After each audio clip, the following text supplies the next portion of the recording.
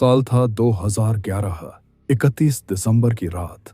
मुंबई कभी नहीं सोती और जुहू बीच तो उस रात बिल्कुल भी नहीं। चारों तरफ रोशनी, शोर, म्यूजिक और हजारों लोग न्यू ईयर का इंतजार कर रहे थे। मैं उस वक्त अंधेरे की एक एमएनसी कंपनी में काम करता था। ऑफिस के काम और लाइफ के स्ट्रेस से निकलने के लिए मैंने अपने दो खास दोस्त सौरभ और नील के साथ न्यू ईयर जुहू बीच पर मनाने का प्लान बनाया। रात करीब 11:30 पर हम एक छोटे से बीच साइड कैफे में गए और वहां हम तीनों बैठ के ड्रिंक्स पी रहे थे। कैफे का एक वेटर बार बार हमें देख रहा था। जब सौरभ ने उससे और ड्रिंक मांगी तो उसने धीमी आवाज में कहा, सर 12 के बाद बीच की तरफ मत जाना, खासकर उस पुराने पत्थरों वाले हिस्से में। हम तीनों हंस पड़े। सौरभ बोला, भाई मुंबई में भूत भी वीआईपी होंगे क्या? वेटर की आंखों में हंसी नहीं थी। वो बस इतना बोला, मैंने मना कर दिया, आगे आपकी मर्जी।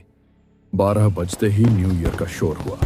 हमने एक दूसरे को गले लगाया और फिर सौरभ की जिद पर भीड़ से दूर जुहू बीच के सुनसान हिस्से की तरफ चल पड़े। धीरे धीरे म्यूजिक की आवाज पीछे छूट गई। सामने सिर्फ अंधेरा, समुद्र की लहरें और ठंडी हवा। नील ने कहा, यार यहाँ अजीब सा लग रहा है। सौरभ ने हंसकर बोला, डर लग रहा है क्या? हम हाथ में ड्रिंक के ग्लास लिए रेत पर बैठे थे।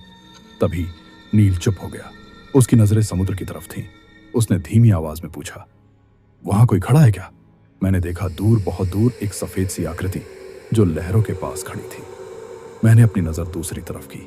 इतने में वो गायब। सौरभ हंसने लगा और बोला, अबे शराब कम पी। पर नील का चेहरा सफेद पड़ चुका था। कुछ ही मिनटों में नील का शरीर ठंडा और गर्म दोनों महसूस होने लगा। वो कांप रहा था। उसकी सांसें तेज से चलने लगी। तभी नील ने अचानक समुद्र की तरफ उंगली उठाई और बोला, वो आ रही है। हम दोनों ने देखा। इस बार वो आकृति पास थी। एक औरत, गीले बाल, चेहरा झुका हुआ और पैर रेत को छू ही नहीं रहे थे। नील जमीन पर गिर पड़ा। उसके मुंह से अजीब सी आवाज निकलने लगी। फिर वो उठा, लेकिन वो नील नहीं लग रहा था। उसकी आंखें पूरी तरह काली थीं। उसने भारी आवाज में कहा, यह जगह मेरी है।